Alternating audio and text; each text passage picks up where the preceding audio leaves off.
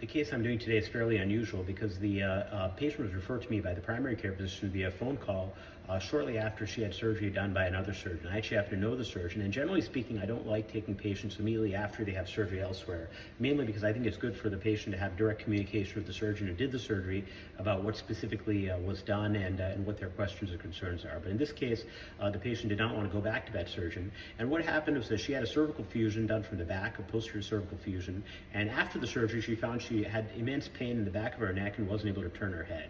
So these were the x-rays that were performed. As you can see here, it appears that all of the set screws that fix the rod to the screws appear to have broken off, and the rod migrated almost to the base of the skull. So usually after a posterior cervical fusion, especially if you're subaxial, below the level of C2, it's fairly unusual that you lose your range of motion side to side. You will have some stiffness going up and down, but side to side is usually at the level of the C1 and the base of the occiput, and that shouldn't be affected. So the fact that she felt that she couldn't turn her neck was somewhat unusual.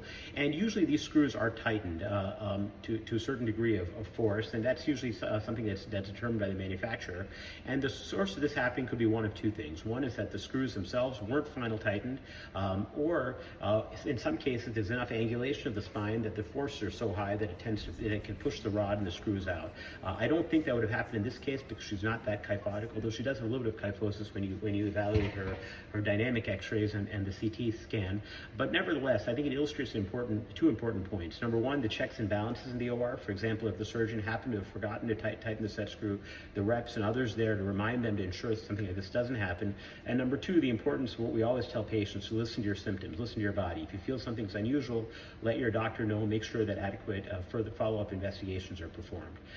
So our plan here is going to be to take these screws and rods out. We're going to try to do more decompression because she still has pinched nerves, and likely we'll probably do a surgery from the front as well to help alleviate some of the kyphosis and hopefully prevent this from happening again.